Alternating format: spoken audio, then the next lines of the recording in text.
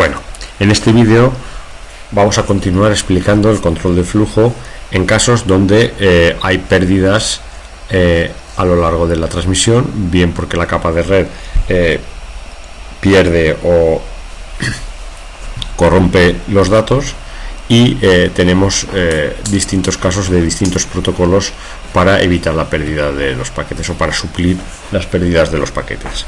Bien, en este caso vamos a utilizar el protocolo de retransmisión con retroceso N. Recuerdo que este protocolo, que se supone que ya habéis visto en los protocolos de ventana deslizante de la capa de enlace, lo que hace es que cuando se pierde o se corrompe alguno de los segmentos, retransmite no solo el que se ha corrompido, sino todos los que retransmitió detrás. Entonces vamos a ver el ejemplo. Bien, digamos que hasta este instante que estoy marcando aquí, la transmisión se produce igual que vimos en el caso anterior, ¿vale? Es decir, es un ejemplo donde estamos reproduciendo el caso anterior, ¿vale? Donde el host 1 comenzó la transmisión, el host 2 también comenzó la transmisión con los segmentos, con el número de segmentos estos que aparecen aquí, y a continuación el host 1 transmitió estos 1000 bytes al host 2 y el host 2 transmitió estos 1000 bytes al host 1. ¿De acuerdo? Bien, a continuación la aplicación del host 1 envió primero estos 1000 bytes que se transmitieron correctamente y llegaron a su destino correctamente, y aquí la diferencia está en que estos 1000 bytes que también se transmitieron no llegaron a su destino, se perdieron por el camino.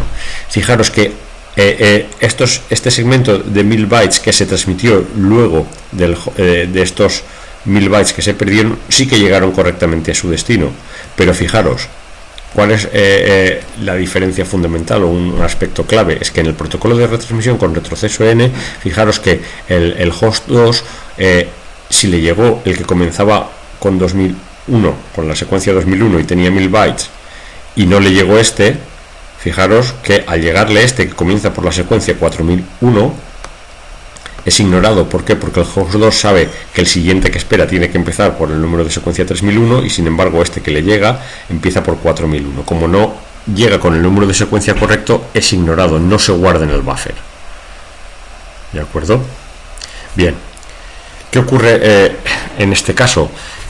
El host 1 no sabe si cada uno de los segmentos que envió llegó correctamente a su destino, por lo tanto él se bloquea. ¿Por qué se bloquea? Recuerdo, se bloquea porque en esta última transmisión que hizo el host 2 al host 1 le dijo: ojo, host 1, el hueco que a mí me queda es de 3000, como él ya ha enviado 1, 2 y 3000 bytes, tiene que bloquearse, porque él no sabe que estos 1000 bytes no llegaron a su destino y que estos otros 1000 bytes fueron ignorados. Eso él no lo sabe y por tanto él se bloquea, ¿vale? Entonces, ¿qué ocurre? ¿O cómo el sistema funciona? Pues funciona de la siguiente forma: como el host 2 ignora este segmento que le llega fuera de orden, lo que hace es informarle de nuevo al emisor de que, oye, yo lo que estoy esperando, bueno, él pone el número de secuencia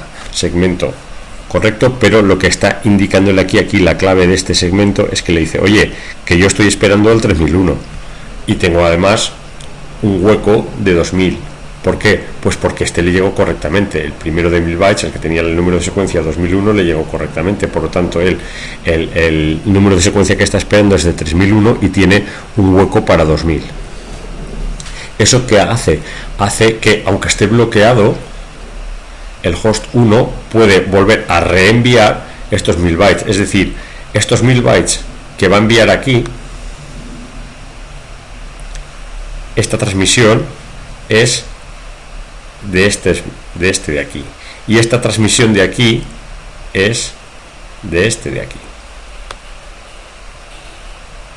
¿De acuerdo? Son simplemente retransmisiones de estos 1000 bytes de aquí. ¿De acuerdo? Es decir, en el protocolo con retroceso N no solo transmite o retransmite el que se perdió, sino todos los que transmitió después, y aunque no se hayan perdido, los retransmite. Bien, ¿qué ocurre cuando al receptor le llegan estas dos retransmisiones, pues que en este caso la ventana de transmisión es 0. Entonces ahora con esta transmisión del host 2 al host 1, aquí le está diciendo, oye, ahora efectivamente ya me han llegado bien y por tanto el siguiente byte que espero es el 5001, pero como me han llegado bien ahora ya no tengo hueco, por lo tanto no me puedes enviar nada nuevo.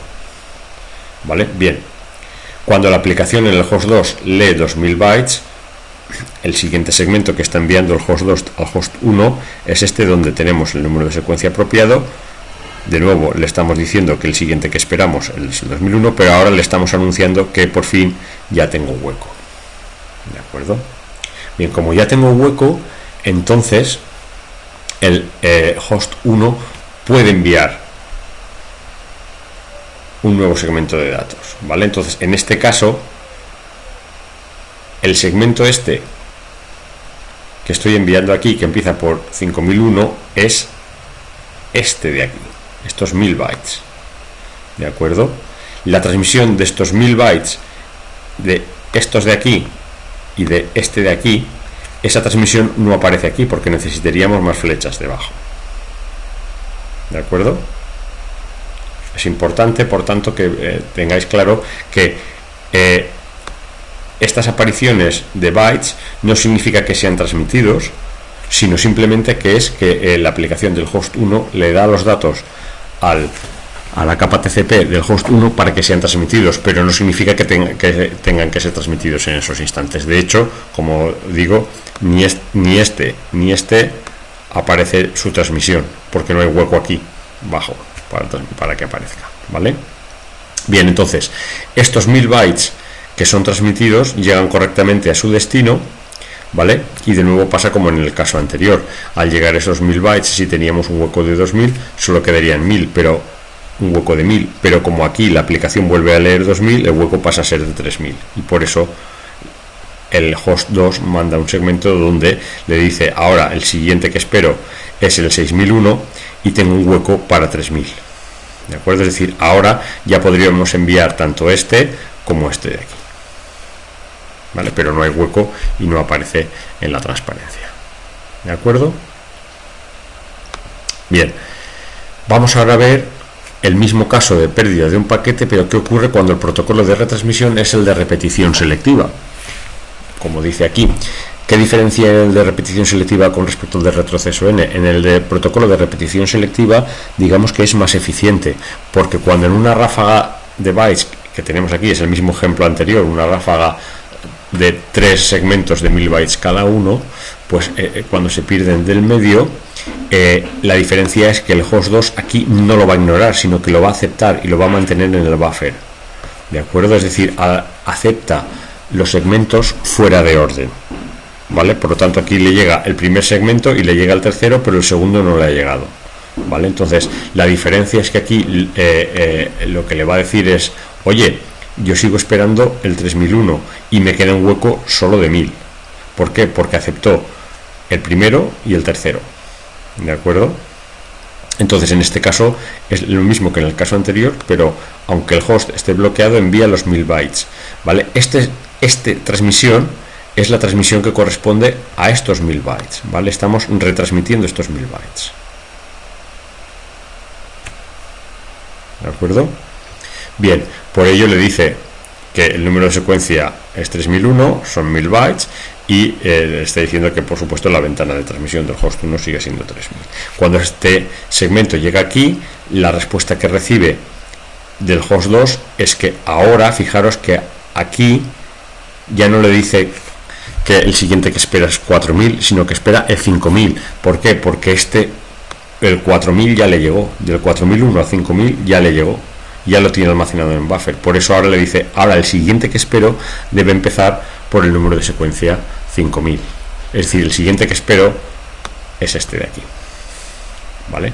Bien, también le dice, como aquí le dice que le queda un 0, hasta que la aplicación no lea, que es lo que se produce aquí. Aquí la aplicación lee y por tanto provoca que se envíe un nuevo segmento del host 2 al host 1 diciéndole que ahora la ventana es de 2000. Por tanto, eso provoca que se envíe un nuevo segmento. Este envío corresponde a este de aquí, ¿vale? A estos 1000 bytes, ¿vale? Estos 1000 bytes de aquí son los que se están enviando aquí en esta transmisión, que por tanto comienzan por el número de secuencia 5001, ¿vale? Y este segmento de respuesta lo que le está diciendo, lo que le está reconociendo es la llegada de estos 1000 bytes. De nuevo, la transmisión de estos 1000 bytes no aparece aquí. Estos 1000 bytes deberían transmitirse en una nueva línea aquí abajo, que como no cabe, pues no lo vamos a transmitir. ¿De acuerdo? Entonces aquí la clave está en que la diferencia de repetición selectiva es que aunque llegue fuera de orden se almacena, y luego cuando nos retransmiten la que faltaba ya no hay que retransmitir las que van detrás. ¿De acuerdo? Bien.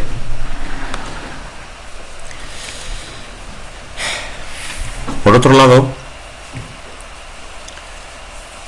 tenemos que hay unos flags, que es el flag de push y el flag de datos urgentes, donde la aplicación puede pedir al TCP emisor, pues bueno, que se envíen los datos lo antes posibles, o en este caso, si el bit urgente de los flags está activo, quiere decir que los datos se tienen que entregar a la aplicación remota, aunque ésta no los pida. Es decir, aquello que habíamos dicho de que la aplicación remota estira, pues aquí no es cierto. Aquí, digamos, de manera excepcional se los empujamos. Por ejemplo, pues cuando nos piden abortar un programa con control C. Bien.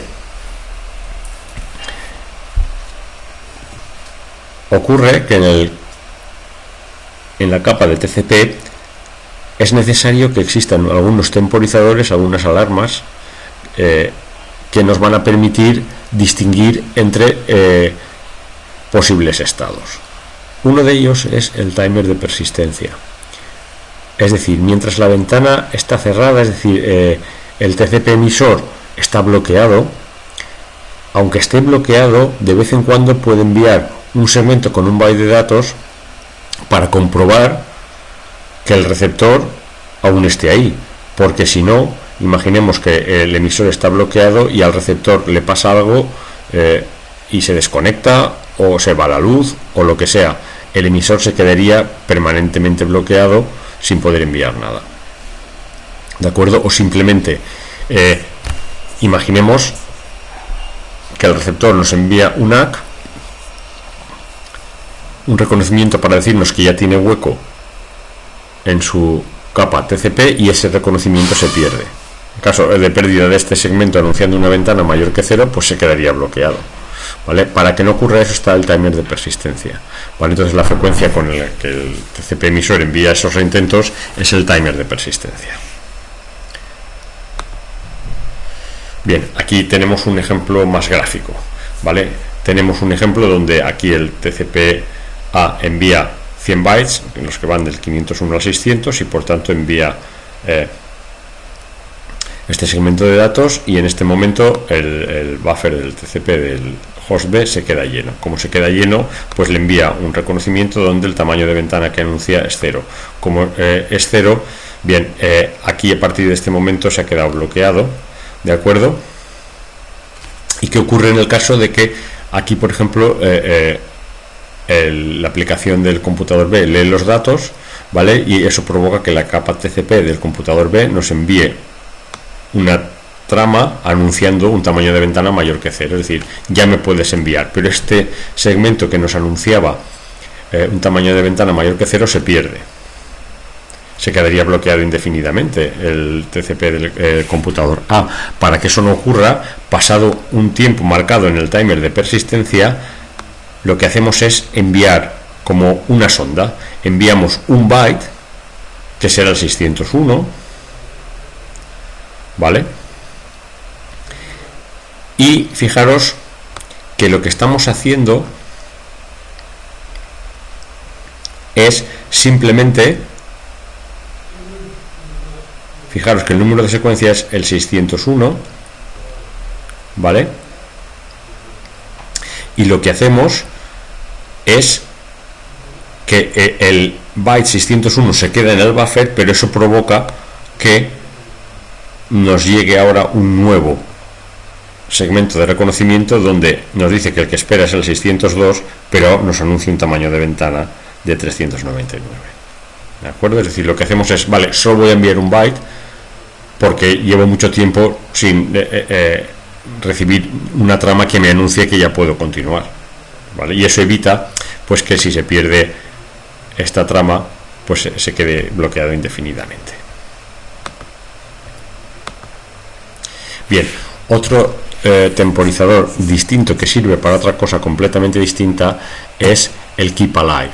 El Keep Alive es para comprobar que la conexión aún está activa. Esto no tiene nada que ver con el bloqueo, sino simplemente ocurre para asegurarnos de que el otro lado aún está ahí, aún no se ha ido, ¿vale? Aquí tenemos un ejemplo.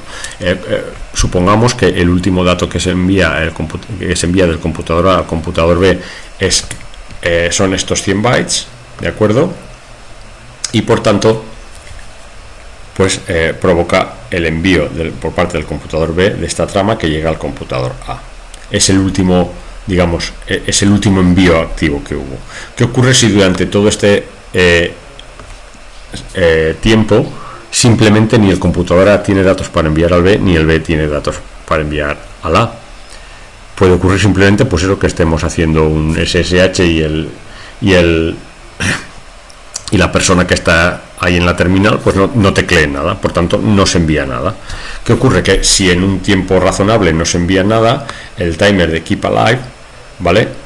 Salta y lo que hace es que digamos, comprueba que el otro aún está ahí. ¿Cómo lo hace? Fijaros, lo hace enviando un solo byte que ya había sido enviado, porque envía el último byte que se envió, repite el envío del último byte que se envió. Este byte, ¿vale?, por tanto es un dato duplicado que será descartado, pero aunque se descarte, lo que provoca es que el otro host nos envíe una respuesta y por tanto nosotros podamos saber si aún está vivo o es que ya no funciona. Ese es el propósito del timer de Keep Alive, que es distinto del timer de persistencia. El timer de persistencia solo se utiliza cuando estamos bloqueados, o solo sirve cuando estamos bloqueados por la ventana de emisión. Bien, finalmente vamos a ver cómo funciona el control de congestión en TCP, o qué mecanismos tenemos para el control de congestión. ¿Vale? El control de congestión es el control de congestión de la red, es decir, nosotros como un host o como una máquina conectada a la red no podemos conocer el estado general de toda la red, ¿vale? Pero ocurre que cuando hay congestión de la red, lo que sería conveniente es que el protocolo de TCP redujese el flujo de transmisión, es decir, redujese el caudal que está transmitiendo por la red, ¿vale? Entonces lo que utiliza TCP es un mecanismo implícito por la pérdida de segmentos, es decir, vamos a asumir que cuando se pierde un segmento significa que la red está bloqueada. Es decir, cuando yo envío una ráfaga de segmentos, es decir, voy aumentando el caudal y no pasa nada, pues asumo que todo está bien, pero cuando se produce un segmento significa que la red está bloqueada, ¿vale? Es decir, estamos presuponiendo que la red es altamente fiable y que las pérdidas se deben únicamente a la congestión de la red, ¿vale? Es decir, cuando este protocolo se aplica en redes que no son así, es decir, en redes con bastantes errores, entonces bajar el ritmo de emisión incluso puede ser contraproducente, pero hoy en día las redes son relativamente fiables, ¿vale? Por tanto, esto significa que vamos a tener dos ventanas. Tendremos una ventana de control de flujo que ya hemos estudiado, ¿vale? Y además el emisor tiene una ventana de control de congestión que va a ajustar a partir de los segmentos perdidos, ¿vale? Entonces es muy importante señalar, eso sí que es muy importante porque luego en el examen os liáis, en cada momento se utiliza la más pequeña de ambas, siempre vamos a utilizar la más pequeña de las ventanas que existan, la más pequeña, el tamaño más pequeño, ¿vale? Entonces tenemos dos ventanas, control de flujo, control de congestión, y vamos a utilizar siempre el más pequeño de ambas, ¿vale? Bien, entonces el mecanismo de control que vamos a estudiar y que utiliza TCP se llama el slow start o de arranque lento. Bien, el funcionamiento del slow start tiene dos fases, una fase de prueba o de arranque, que es la fase 1, ¿vale? Entonces en esta fase, digamos que vamos aumentando en potencias de 2 el número de segmentos que lanzamos en cada ráfaga, ¿vale? Es decir, en este caso, por ejemplo, tendríamos la ventana de control de congestión sería 1, ¿vale? Eso quiere decir que nos permite lanzar ráfagas de un segmento, ¿vale? Si recibimos el reconocimiento correctamente, entonces aumentamos en potencia de 2, es decir, aumentamos al doble en este caso y enviamos una ráfaga de 2. Si recibimos el reconocimiento de los dos segmentos, pues entonces aumentamos a 4 y enviamos una ráfaga de 4. ¿Vale? Si recibimos el reconocimiento correcto, entonces aumentamos a 8 y así sucesivamente, ¿vale? Bien. ¿Qué ocurre? ¿Qué ocurre en este caso? En este caso, fijaros, hemos aumentado en potencias de 2 hasta que hemos llegado a 8 y cuando hemos enviado una ráfaga de 8, en una de ellas, en este caso la última, hemos detectado que se ha perdido una de las tramas, ¿vale? Como se ha perdido una de las tramas cuando la ráfaga era de 8, ¿qué va a ocurrir? Pues va a ocurrir lo siguiente. La ventana de emisión va creciendo en potencias de 2, pero por supuesto siempre que no superemos la ventana de control de flujo, ¿vale? Bien.